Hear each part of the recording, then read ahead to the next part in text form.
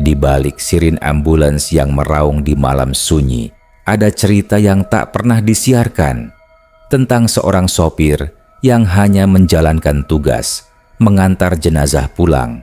Namun, malam itu yang diantarnya bukan sekadar jasad, melainkan dendam yang belum selesai. Berdasarkan kisah nyata, sebuah malam panjang yang tak akan pernah dilupakan.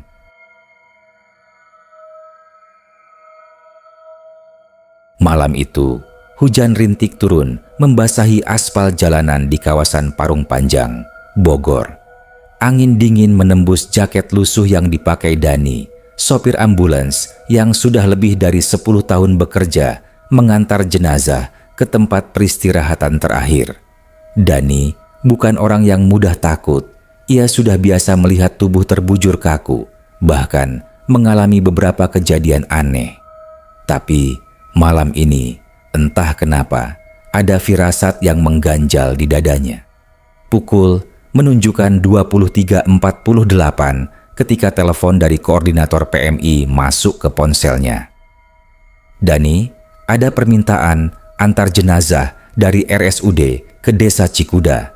Keluarga belum sempat jemput, kamu bisa bantu. Ini urgent. Jenazahnya perempuan, 42 tahun, namanya Bu Ratna. Tanpa banyak tanya, Dani langsung menuju rumah sakit.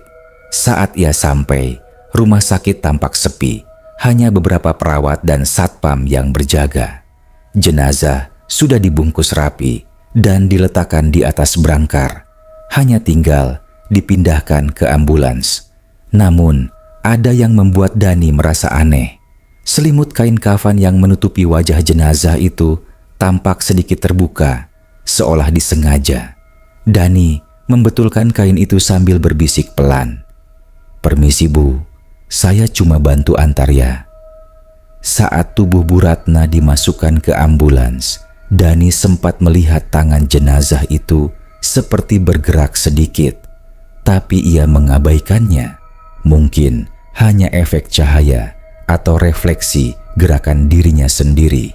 Ia menyalakan mesin, memutar jikir lewat radio tua ambulans, lalu mulai melaju perlahan menuju Desa Cikuda yang terletak sekitar 1 jam dari rumah sakit. Jalanan sepi. Kabut mulai turun, menyelimuti jalan kecil yang harus dilalui. Dani tahu daerah ini, tapi malam ini rutenya terasa berbeda, seperti berputar-putar di tempat yang sama. Ia sempat berhenti di pinggir jalan karena merasa tersesat. Itulah awal dari keanehan. Saat menoleh ke spion tengah, Dani melihat sesuatu yang membuat jantungnya berhenti sejenak. Tirai pembatas di belakang ambulans yang tadinya tertutup rapat, kini sedikit terbuka. Dari celah itu, ia melihat wajah pucat seorang perempuan sedang menatap lurus ke arahnya. Matanya kosong, tapi terbuka lebar. Astaghfirullahalazim. Dani langsung mematikan radio dan menoleh ke belakang. Kosong. Ia turun, membuka pintu belakang ambulans. Jenazah Bu Ratna masih tergeletak di brangkar, tertutup kafan. Tidak ada tanda-tanda bergerak. Peluh dingin mulai menetes dari pelipis Dani.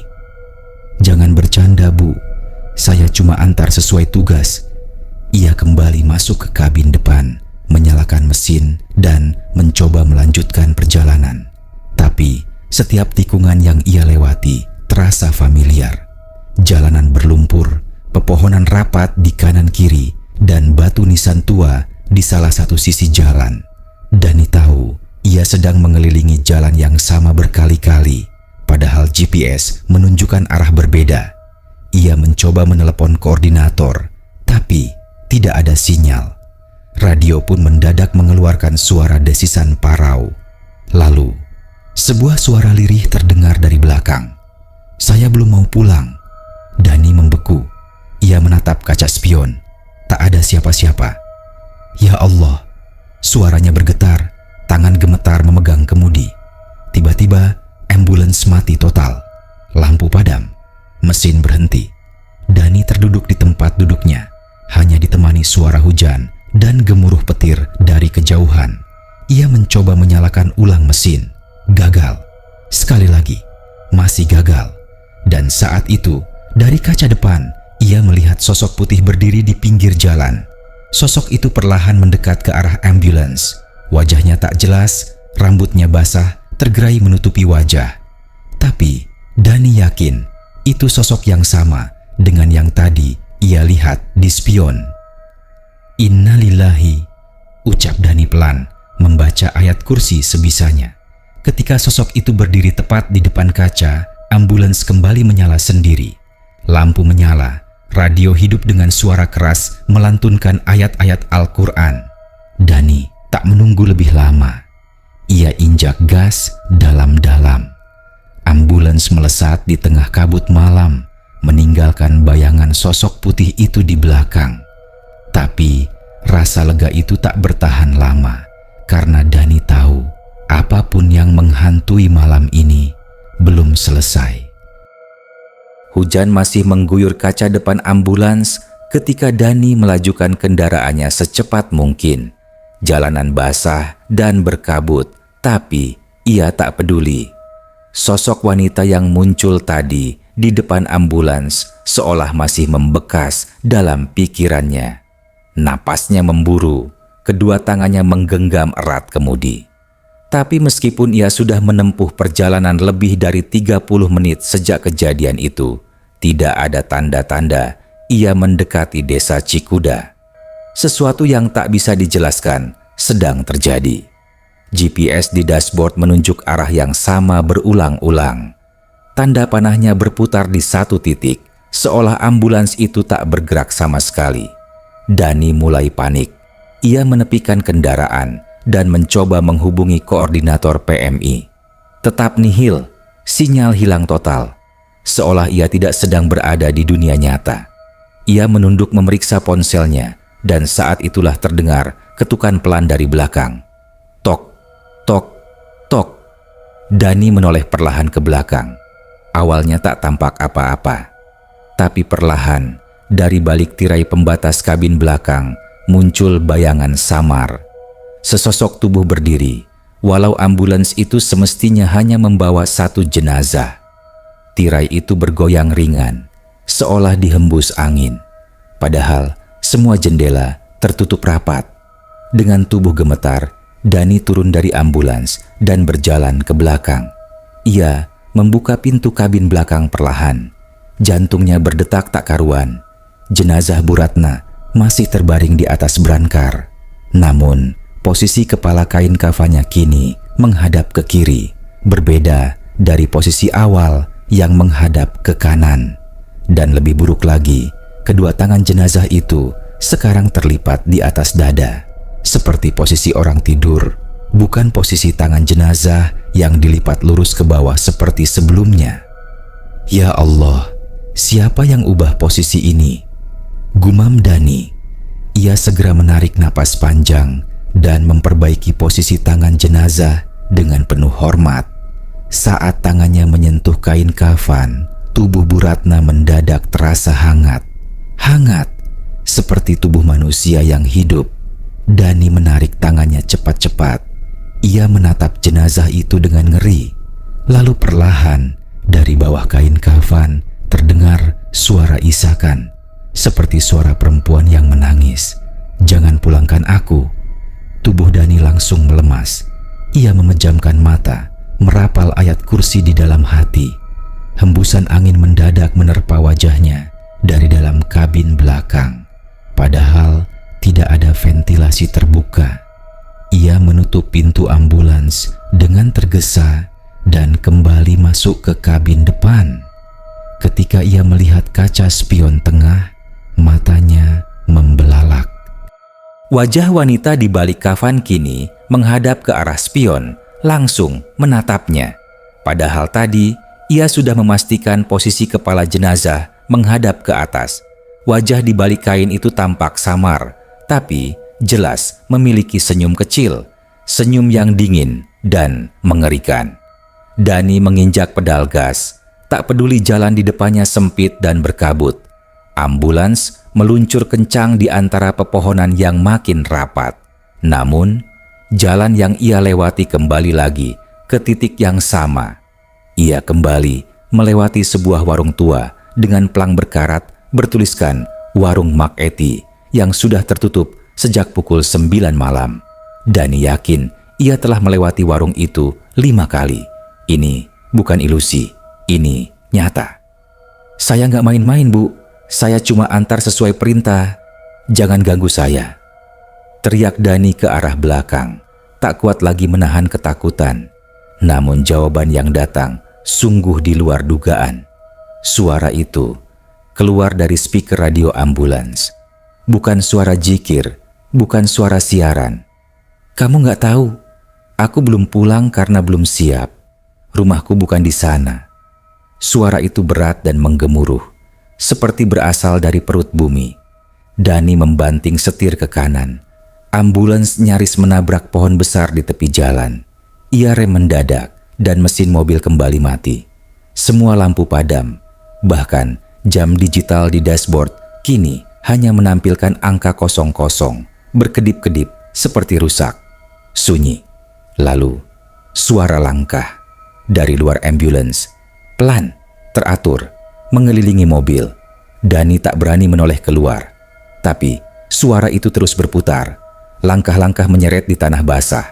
Suara napas berat terdengar dari balik kaca samping. Lalu, duk duk duk. Sesuatu menghantam atap ambulans 3 kali.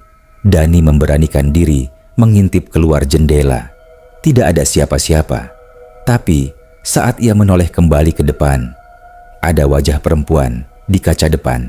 Wajah pucat, mata hitam tanpa bola mata, dan darah mengalir dari sela-sela bibirnya. Ia menatap Dani, tersenyum, dan berkata tanpa bersuara, "Bawa aku ke tempatku yang sebenarnya." Dani menjerit dan menyalakan mesin ambulans. Entah bagaimana kali ini berhasil. Ia melajukan kendaraan tanpa tujuan pasti. Satu hal yang ia tahu, ia harus keluar dari jalan ini. Tapi entah bagaimana, jalan itu seolah tak berujung, membawanya kembali ke titik yang sama. Ke warung Mak Eti yang sunyi, ke tikungan berkabut, ke hutan gelap tanpa suara.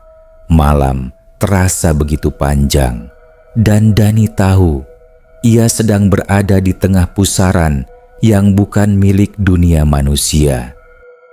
Jarum jam dashboard terus berkedip pada angka 00, seolah waktu berhenti.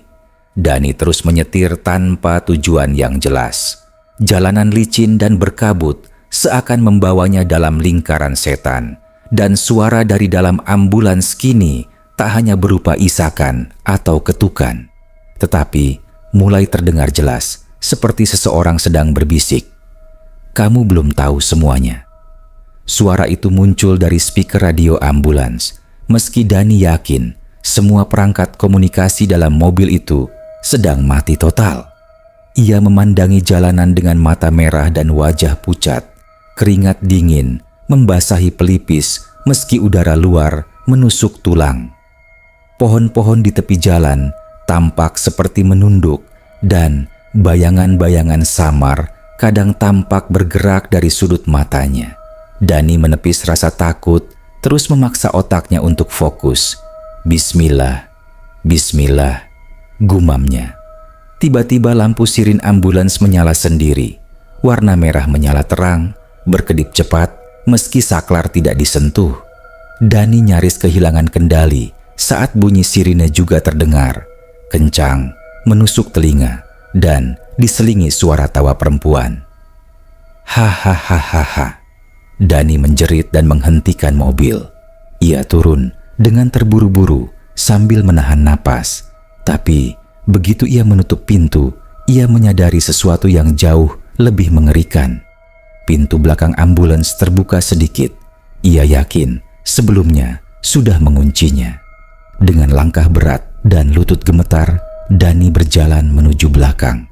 Tangan kirinya menggenggam kunci pas dari kotak peralatan, sekadar bentuk perlindungan simbolis. Tapi saat ia sampai di pintu, ambulans itu terasa jauh lebih dingin dari biasanya. Ada hawa kematian yang menggantung di udara.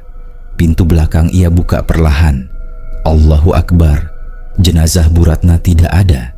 Yang tersisa hanya kain kafan tergeletak kosong, terlipat rapi seperti kulit ular yang ditinggal isinya. Dani terduduk lemas, napasnya berat, jantungnya serasa hendak meledak. Kemudian, dari balik pohon sebelah kanan, seseorang berdiri. Sesosok wanita berkain putih, rambut panjang menjuntai, tubuhnya tampak lemas namun kaku, berdiri menatapnya. Walau wajahnya belum terlihat jelas, Dani bisa rasakan itu bukan manusia. Ia memundurkan langkah, tapi tanah di belakangnya licin. Dani terjatuh dan sesosok lain tiba-tiba berjongkok tepat di samping wajahnya. Sesosok perempuan tanpa mata dengan wajah penuh luka membisik pelan ke telinganya, "Bawa aku ke rumahku yang benar." Dani menjerit. Ia bangkit dan berlari ke dalam ambulans, menutup pintu dan mengunci semua dari dalam. Ia memejamkan mata, merapal semua ayat yang ia hafal. Tapi suara-suara dari luar tidak berhenti. Ketukan di semua jendela, suara cakaran di atap, tawa kecil dari dalam speaker, suara langkah dari dalam kabin belakang, dan bisikan dari kursi sebelahnya, tempat yang kosong. Jangan salah antar. Dani mendadak tersentak dan menoleh ke sebelah kiri. Di kursi co-driver duduk sesosok wanita mengenakan mukena putih lusuh. Tubuhnya basah kuyup dan darah mengalir dari dagunya. Wajahnya seperti mengenakan wajah orang lain, cacat, penuh luka bakar, namun tersenyum hangat. "Saya nggak mau pulang ke rumah suami saya. Dia yang bikin saya begini." Mata Dani membelalak. Wanita itu, atau entah apa itu sebenarnya, memandangnya dengan sorot tajam. "Dia yang bakar saya waktu saya hidup, dan mereka tetap antar saya ke rumahnya. Salah." Tiba-tiba, lampu dalam ambulans menyala sendiri. Wajah wanita itu menghilang, berganti dengan pantulan wajah Dani yang pucat di kaca depan. Tapi, suara dari belakang tetap ada. "Antar aku ke tempat pertama kali aku dibuang." Dani mulai mengerti. Ini bukan sekadar arwah gentayangan. Bu Ratna, atau sosok yang mengaku sebagai dirinya, tidak menerima cara kematiannya. Ia ingin pulang ke tempat lain, bukan rumah yang diminta keluarga. Dengan tangan gemetar, Dani menyalakan mesin ambulans. Kali ini, ia tidak mengandalkan GPS. Ia mengikuti firasatnya. Dan suara lirih yang seolah membimbingnya dari dalam. Ia berbelok dari jalan utama dan mengambil arah menuju jalan setapak kecil yang dahulu dikenal sebagai Jalur Palasari, area pinggir hutan di luar desa Cikuda yang sejak lama dikenal angker dan sering digunakan untuk membuang mayat atau aborsi ilegal di masa lalu. Konon, banyak jenazah tak dikenal ditemukan di sana. Sambil menyetir perlahan di jalur tanah becek dan gelap itu, Dani mendengar suara tangisan. Bukan hanya satu, tapi banyak. Tangisan perempuan, isakan anak-anak, dan suara langkah kaki di atas atap ambulans. Namun ia terus maju, sampai akhirnya mobilnya mencapai sebuah lahan lapang dengan satu pohon besar berdiri sendiri di tengah tanah merah basah. Di bawah pohon itu tampak gundukan kecil, seperti bekas liang yang tidak dalam. Dan saat itu juga, suara dalam kabin belakang berkata jelas, "Sudah, aku sampai." Mesin ambulans mati sendiri. Angin kencang berhembus dari semua arah. Dani tak sanggup bergerak. Ia hanya bisa menatap lewat kaca spion saat pintu belakang ambulans terbuka sendiri perlahan. Kain kafan kosong itu terangkat sedikit, seolah ada sesuatu yang bangkit dari dalamnya dan keluar menuju pohon besar. Lalu, semua menjadi sunyi. Dani terduduk diam di belakang kemudi. Nafasnya memburu, dingin tak hanya datang dari udara malam, tapi dari hawa tak terlihat yang menyusup masuk lewat setiap celah. Pintu belakang ambulans sudah terbuka, Tak ada suara, tak ada jejak kaki. Namun ia tahu, sosok itu keluar dan berjalan sendiri ke bawah pohon besar. Di situ, pohon tua dengan akar mencuat seperti tangan-tangan dari dalam tanah berdiri menyambut kegelapan. Di sekelilingnya, angin berputar seperti pusaran gaib. Dani mencoba menyalakan mesin ambulans. Mati. Ia tekan tombol sirin. Tak ada suara. Semuanya lumpuh. Handphonenya pun tidak ada sinyal sama sekali. Ia benar-benar sendiri. Atau mungkin tidak sendiri. Kau terlalu terburu-buru, Dani. Belum waktunya pulang. Suara itu seperti bisikan di belakang telinganya. Tapi ketika Dani menoleh, kursi penumpang belakang terlihat kosong. Namun kaca spion tengah menunjukkan bayangan. Seseorang duduk diam di belakang, menunduk. Dani membalikkan tubuhnya cepat. Kosong. Tapi spion kembali memperlihatkan hal yang sama. Seorang wanita berjubah putih duduk membelakanginya dengan rambut basah menjuntai menutupi wajah. Dani merinding.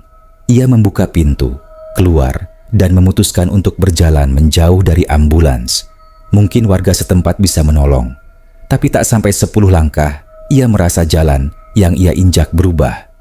Basah, licin, bau busuk. Ketika ia menunduk, ia sadar. Ia berjalan di atas kain kafan. Bukan 1, bukan 2, puluhan. Kain kafan terhampar seperti karpet dari neraka, memenuhi jalan setapak. Di ujungnya, tampak lubang-lubang tanah kecil, seperti liang lahat. Terbuka, menganga. Dani mundur, tapi tubuhnya tak merespons secepat pikirannya. Tiba-tiba, sebuah tangan dingin mencengkram pergelangan kakinya dari dalam tanah. Sama seperti aku, mereka semua juga dibuang. Bukan hanya aku yang marah, Dani. Tiba-tiba, tanah di sekelilingnya bergerak. Tangan-tangan muncul, mencengkram, meronta, meraih apapun yang bisa ditarik. Wajah-wajah rusak dengan mata bolong dan mulut menganga mulai muncul dari tanah. Mereka mengerang dan menatap Dani seolah ia adalah pengantar terakhir menuju keadilan. Kita tidak minta dibakar hidup-hidup. Kita tidak minta dikubur diam-diam. Kami dibungkam, tapi sekarang kami ingin bersuara. Dani berteriak, menarik kakinya, dan berlari kembali ke ambulans. Begitu ia sampai, pintu depan tertutup sendiri, menguncinya dari dalam. Tapi pintu belakang terbuka, dan dari kegelapan kabin belakang terdengar suara lembut seorang wanita menyanyi. Nina Bobo, oh Nina Bobo. Kalau tidak bobo, digigit nyamuk. Itu lagu yang biasa dinyanyikan Bu Ratna semasa hidupnya. Dani pernah dengar ceritanya saat dulu antar jemput pengajian ibu-ibu. Bu Ratna tidak punya anak katanya, tapi sering menyanyikan lagu itu di rumah sendirian, katanya untuk menenangkan suara-suara yang menemaninya malam-malam. Dani membeku. Ia tahu ini bukan hanya arwah gentayangan. Ini lebih dari itu. Bu Ratna menyimpan amarah dan dendam. Dani menoleh ke kaca spion sekali lagi. Kali ini ada dua sosok duduk di belakang. Satu adalah Bu Ratna dan satu lagi adalah Dani sendiri. Versi dirinya dengan wajah pucat, mulut sobek seperti tersenyum lebar, menatap Dani dengan mata kosong. Sosok itu mengangkat tangannya dan menunjuk langsung ke dada Dani. Kau, pengantar terakhir kami. Lampu dalam ambulans mendadak padam. Lalu terdengar suara pintu belakang ditutup keras dari luar, seperti seseorang yang baru masuk dan menutup pintu dengan paksa. Mesin ambulans menyala sendiri. Persneling bergeser otomatis ke drive. Setir berputar, meski Dani tidak menyentuhnya. Ambulans mulai melaju perlahan, menyusuri kembali jalan becek yang tidak ia kenal. Dani memegang setir dengan kedua tangan, walau ia tahu bukan dia yang mengendalikan malam itu. Ia hanya bisa menangis diam-diam. Dalam kaca spion, wajah-wajah itu terus menatap. Semua ingin pulang. tapi tidak ke rumah mereka, melainkan ke tempat asal penderitaan mereka. Dan Dani kini bukan hanya sopir ambulans biasa. Ia telah menjadi jembatan bagi mereka yang mati tidak wajar. Dan mereka belum selesai. Hujan belum juga reda. Petir sesekali membelah langit. Dani menyetir ambulans dengan tangan gemetar, tak lagi memikirkan jarak atau waktu. Baginya, yang penting adalah keluar dari jalan itu hidup-hidup. Di belakang, jenazah Bu Ratna masih dalam peti. Tapi Dani tak berani menoleh lagi. Setelah yang ia lihat sebelumnya, bayangan tangan yang mencengkeram dari balik jendela, suara ketukan dari dalam peti, dan sosok samar yang duduk di kursi penumpang, Dani tahu satu hal. Dia tidak sendiri. Ya Allah, lindungi aku, desisnya sambil menatap lurus ke depan. Namun doa itu terasa tak sampai. Radio ambulans menyala sendiri lagi. Dani, kamu tahu kan kenapa aku belum bisa pulang? Suaranya pelan, seperti bisikan dari bawah tanah. Tangan Dani spontan menyentuh salib kecil yang tergantung di spion tengah. Walau ia sendiri bukan penganutnya, apapun yang bisa memberinya perlindungan, ia harap bisa berguna malam ini. Dani menepi di sebuah pertigaan kecil. Ia berhenti di depan pos ronda yang kosong dengan lampu remang-remang dari lampu neon tua yang menggantung tak stabil. Ia turun untuk mengecek kondisi kendaraan, berharap ada alasan logis kenapa semuanya jadi kacau.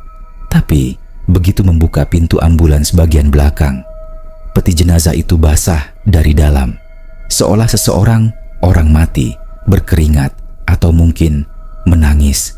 Dani mundur, lalu mendongak. Di atas atap ambulans berdiri sosok pocong Bu Ratna. Wajahnya kini terlihat jelas, mata putih menganga, mulut menghitam membusuk, dan kulit wajah terkelupas sebagian. Pocong itu menatap ke bawah, tepat ke mata Dani. Kamu sudah terlalu jauh, Dani. Kamu tidak bisa mundur. Kau harus antar aku sampai selesai. Lalu pocong itu menghilang seperti kabut yang tersapu angin. Dani terduduk, nafasnya sesak, tapi ia tahu ia tak bisa tinggal di sana. Ia kembali menyetir. Jalan terasa makin sempit. Kini di kanan kiri hanya hutan gelap. Pepohonan seperti merunduk, seolah menyembunyikan sesuatu. Tiba-tiba muncul segerombolan orang. Mereka mengenakan pakaian adat, wajahnya pucat, matanya kosong. Dani mengerem mendadak. Mereka berdiri di tengah jalan, mengelilingi ambulans. Mulut mereka bergerak seperti sedang melantunkan doa. Tapi suaranya terbalik. Suara itu seperti kaset rusak diputar mundur. Lalu dari antara mereka, Bu Ratna muncul lagi. Kali ini dalam bentuk manusia, bukan pocong, bukan hantu, tapi seperti dulu saat hidup. Ia mengenakan baju kebaya putih, rambut disanggul rapi, dan wajahnya tenang. Dani, rumahku bukan di Karangnunggal yang mereka maksud. Mereka bohong. Aku ingin pulang ke tempat asalku, tempat di mana jasadku pertama kali dibuang. Dani bergetar. Dibuang? Ya, aku dibunuh dan jasadku dibuang di hutan pinggir Karangnunggal. Mereka memalsukan kematianku sebagai sakit biasa. Tapi aku tahu siapa pelakunya. Dan kamu, Dani, kamu yang akan mengantarku ke sana malam ini. Ambulans kembali bergerak, kali ini tanpa Dani menyentuh setir. Mobil itu menyusuri jalan setapak yang bahkan tidak terlihat di GPS. Dani tak bisa menghentikannya. Kaki dan tangannya seperti lumpuh. Tapi pikirannya masih sadar. Ia dipaksa menjadi saksi.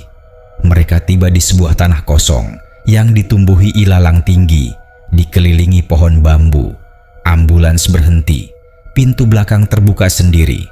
Dani menoleh dan peti itu sudah kosong. Di tengah ilalang, Bu Ratna berdiri. Ia menunjuk ke tanah. Disinilah jasadku dibuang pertama kali. Mereka pindahkan aku ke pemakaman agar terlihat wajar. Tapi tempat inilah yang harus kau datangi. Tempat inilah rumahku. Tiba-tiba dari bawah tanah muncul tulang belulang yang patah-patah. Tangan-tangan kering yang mencengkeram rerumputan seperti hendak bangkit.